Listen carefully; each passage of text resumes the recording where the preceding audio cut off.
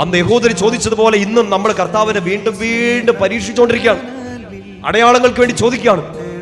അഗ്നിയിൽ കണ്ടു, വചനത്തിൽ കണ്ടു, ആ വചനം മാംസമായി നമ്മുടെ ഇടയിൽ വസിച്ചു, കൂടെ ഉണ്ടാകുമെന്ന് വാഗ്ദാനം തന്നു. എന്നിട്ടും വിശ്വസിക്കാൻ തയ്യാറാവാതെ അടയാളം തേടി നടക്കുന്ന ആ ജനത്തിന്റെ മുമ്പിലേക്ക് ഈശോ ഇതാ ഇന്ന് നിങ്ങൾ ബലിയർപ്പിച്ചു, നാളെ പരിശുദ്ധ ബലിയർപ്പിക്കും. ഈശോ തന്റെ ഏറ്റവും വലിയ അടയാളം കാണിച്ചു. സ്വർഗത്തിൽ നിന്നൊരു മന്ന, ഒരപ്പം നിങ്ങൾക്ക് കിട്ടി. ആ അപ്പം ജീവൻ നൽകുന്ന അപ്പം ഞാൻ തന്നെയാണ് എന്ന് പറഞ്ഞ് ഏറ്റവും വലിയ അടയാളം കർത്താവ് നമുക്ക് കാണിച്ചു. അടയാളത്തെ നമ്മൾ വിളിക്കുക ഈശോയുടെ നിത്യ സാന്നിധ്യം, ജീവനുള്ള സാന്നിധ്യം, വിശുദ്ധ കുർബാന.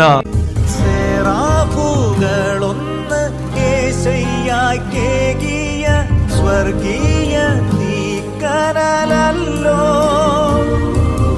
മാലാ